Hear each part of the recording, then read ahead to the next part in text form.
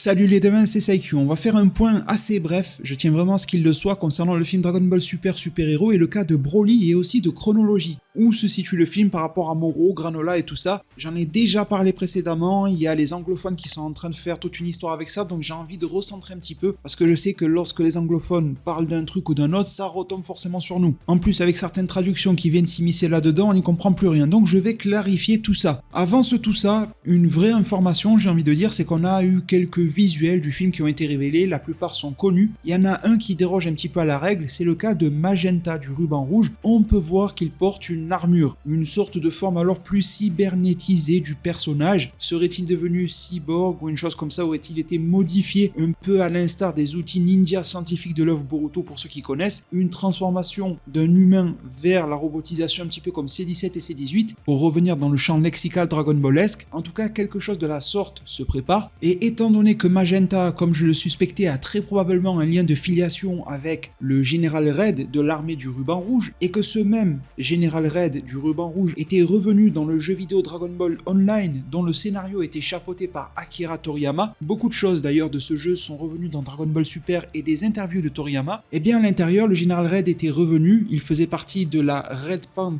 Army, c'était l'évolution du ruban rouge, et il était revenu de manière cybernétique. Ça portait d'ailleurs le nom du projet Red. Et on pouvait voir que son apparence au niveau du visage avait changé, mais aussi son corps était devenu totalement cybernétique. Ça pourrait être une sorte de technologie similaire, et en tout cas une idée de scénario similaire qui sera apposée à Magenta. Bon, parlons-nous de Broly et de chronologie. Vous avez peut-être entendu, que ça soit en anglais ou en français, peu importe, que Broly, dans sa version Super Saiyan Full Power, vous savez, quand il est baraque avec les gros muscles, que sa version Super Saiyan Full Power maîtrisée, un peu à l'instar de Kale dans l'anime Dragon Ball Super, ou même Broly à la fin de son combat face à Gogeta qui récupère des pupilles, ou alors que Broly version SAJ God ou SAJ Blue aurait lieu, serait confirmé dans le film, eh bien je suis là pour vous dire que le sujet est évoqué, mais en aucun cas ce n'est affirmé. Aucun magazine japonais n'a affirmé cela. Également, vous avez peut-être, si vous êtes un petit peu plus impliqué et intéressé par les news, vu les anglophones affirmer cela, et vous les avez peut-être vus se crêper le chignon entre eux, parce que eux-mêmes n'étaient pas d'accord sur ce fameux magazine. Donc moi je suis pas là pour incriminer un tel et un tel, je suis pas là pour donner des noms, je suis là pour vous apporter des informations. Juste après ça, on va se parler de chronologie aussi. L'information, peu importe d'ailleurs le traducteur chez qui vous allez, du moment où il est compétent, vous montrera ces pages de magazine dans lesquelles on nous parle à la fois de Broly et de la transformation en SAJ Blue, sur le même encart, quasiment. On nous parle à droite de la transformation unique de Broly, on nous demande si elle peut battre Son Goku, et on nous parle même d'une sorte de technique secrète de Broly, donc je pense que ça fait écho à son Super Saiyan Full Power,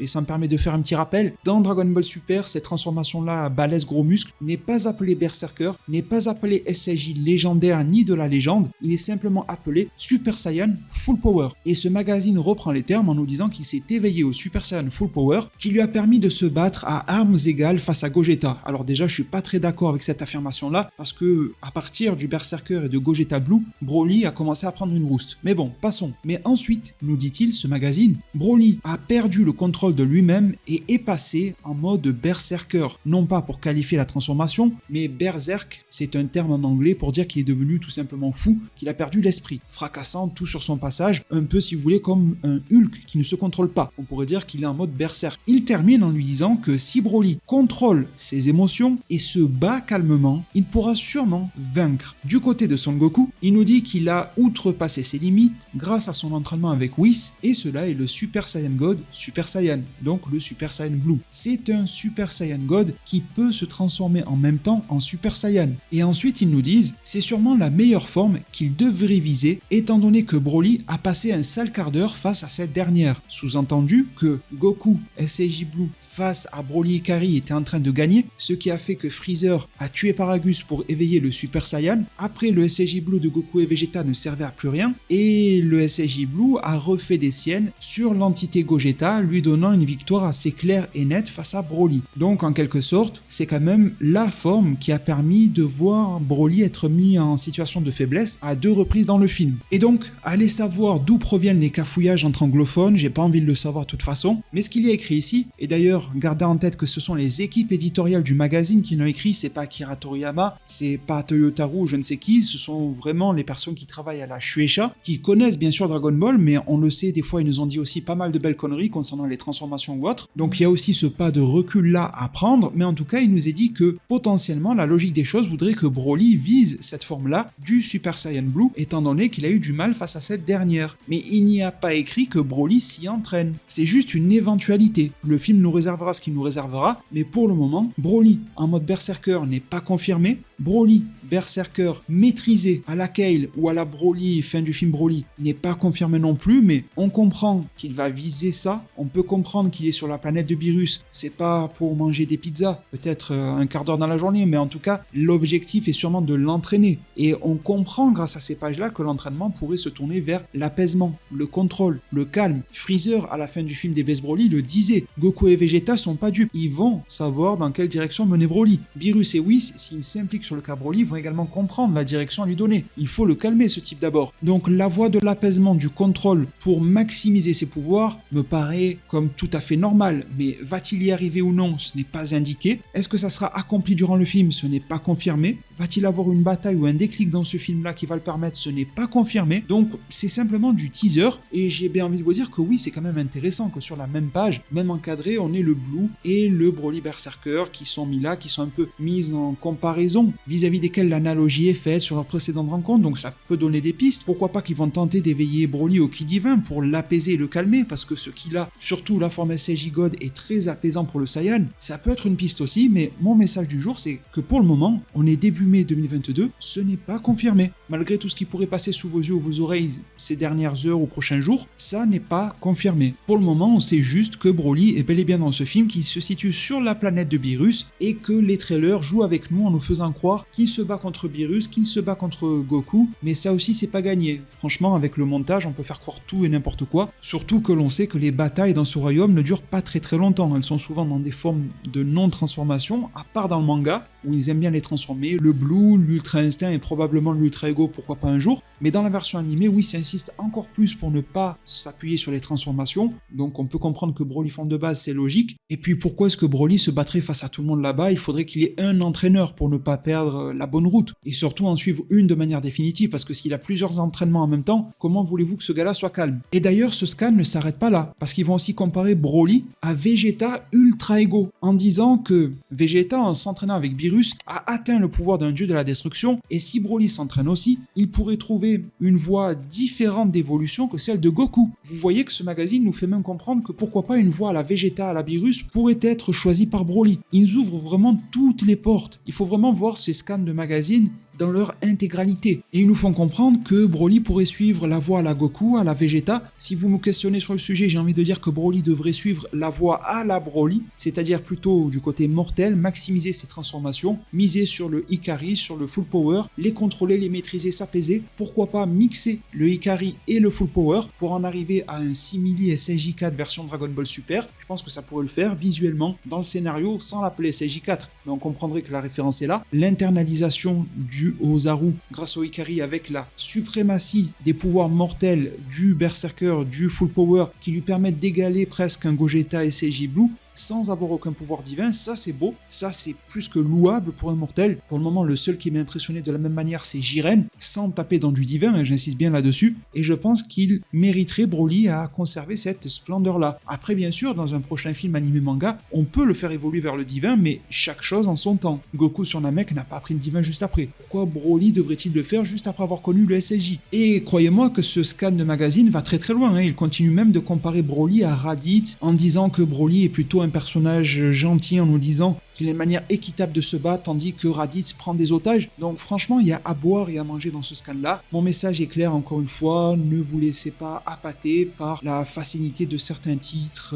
vidéos, affirmations dans des articles qui auraient pris la traduction et la page du mauvais côté de la lettre et de son contexte. En parlant de contexte, il y a le contexte temporel de ce film-là. Le débrief de ma part à ce sujet-là va être très bref et rapide. Il y a quelques jours, on avait un mini teaser vidéo pour le film qui nous disait que le film super-héros se déroulerait après DBS Broly le film. Alors là aussi, ça avait généré tout son lot d'incompréhension. J'étais venu pour remettre les choses à plat en vous disant que oui, c'est réel ce qui est écrit. Le film super-héros se passe après Broly, mais il n'y a pas écrit qu'il se passe juste après Broly. Et quand on voit l'âge qu'a Pan, alors que Pan est bébé durant l'arc Moro du manga, il est évident que le film super-héros se déroule après. Donc il faut faire attention aux tournures de phrases. Également, vous avez été nombreux à me dire aussi en zone commentaire que c'était sûrement plus efficace en matière de promotion de parler du dernier événement animé Dragon Ball Super, donc Broly, pour ne pas trop flouter les gens qui n'auraient pas lu le manga. S'ils nous disaient directement oui, ça se passe après Moro, après Granola, dans des grandes phases de promotion du film super-héros, peut-être que tout le monde ne comprendrait pas. C'est pour cela que lors d'une convention, si je vous dis pas de bêtises de mémoire, la New York Comic Con, on avait monsieur Akio Yoku qui avait affirmé que le film Dragon Ball super-héros se déroulait après Moro. Mais concernant Granola, il avait dit je préfère pas répondre pour le moment, sous-entendu qu'il y avait quelques surprises qui nous étaient réservées. De mon côté, j'avais soupçonné pourquoi pas une ellipse au sein de l'arc Granola qui nous situerait peut-être au même point que le film super-héros ou après, j'en sais rien, mais en tout cas quelque chose qui égaliserait les horizons temporels des deux arcs et c'est pour ça que Akio Yoku ne pouvait pas trop en dire concernant Granola, mais qu'il actait le fait que super-héros se déroulait après Broly et après Moro. Donc avant même ce teaser qui parlait d'après Broly, le producteur exécutif du film parlait déjà d'après Moro. Donc pour moi c'était simple, pur et limpide comme de l'eau de source. Mais s'il vous faut une preuve supplémentaire, on en a une. On a eu un document issu du magazine V-Jump, comme quoi ces magazines japonais n'arrêtent pas de tenter de nous abreuver d'informations, mais comme je vous l'ai déjà dit, il y en a beaucoup que je ne partage pas parce qu'elles sont extrêmement redondantes et je ne suis pas là sur cette chaîne YouTube uniquement dans le pur et simple but de faire du clic. Bien sûr, je l'apprécie quand il y a des vues et des rentrées d'argent, mais si je suis là, c'est bien parce qu'il y a un sujet de passion autour duquel on peut partager et vis-à-vis duquel je peux tenter modestement de vous informer. Et l'information issue de ce magazine, c'est qu'à l'occasion de la promotion du film Dragon Ball super-héros, il nous montre l'évolution et le parcours de vie de Son Gohan depuis les yeux de Piccolo. Alors c'est cool, c'est plutôt intéressant, la symbolique est belle, et ça retrace donc toute cette histoire-là, depuis les tout débuts de l'anime Dragon Ball Z, ou en tout cas depuis la première apparition de Gohan dans le manga Dragon Ball face à Raditz, avec tout son cheminement de vie, lorsque Piccolo l'a vu ressortir de la salle de l'esprit du temps, qu'il était choqué, durant l'arc Majin Buu, bref, beaucoup de belles choses, jusqu'au point culminant de l'arc du prisonnier de la patrouille galactique. Cet arc-là, entre fans,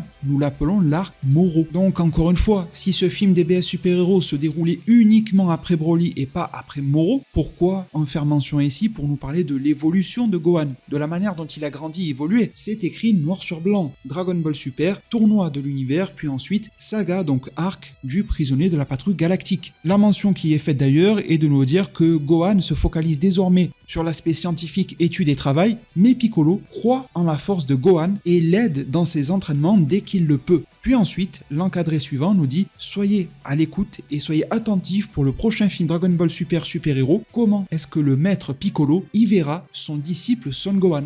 Donc pour moi, le parcours logique et chronologique est plus que réalisé ici. Mais il se pourrait très bien, ça serait judicieux qu'il y ait une ellipse à l'intérieur de l'arc Granola, en sa toute fin, qui irait même après le film super-héros. Et temporellement, on pourrait dire que l'arc Granola englobe le film super-héros qui se joindrait en son cœur. En tout cas plutôt en son dernier tiers. D'ailleurs, ça pourrait faire du sens, vous m'en avez fait la théorie et j'aime bien la reprendre en vidéo, comme quoi Gas n'a pas été mentionné comme le guerrier le plus puissant de l'univers qui va bouleverser ce dernier selon le poisson oracle, il ne l'a même pas reconnu, il a dit mais c'est qui ce type? Pourquoi pas que le film super-héros pourrait nous en apporter la réponse, avec cet être, ce mal ultime qui siège à l'intérieur du cocon. Celui-ci pourrait être l'être dont fait référence le poisson oracle. Vous voyez que ça pourrait devenir intéressant. En tout cas, j'espère que cette vidéo aura rempli son rôle, à savoir clarifier la situation et vous divertir, ce sont mes priorités. Si c'est le cas, n'hésitez pas à mettre un maximum de pouces bleus, à vous abonner et à activer la cloche des notifications. Merci vraiment pour tout. Prenez tous extrêmement bien soin de votre futur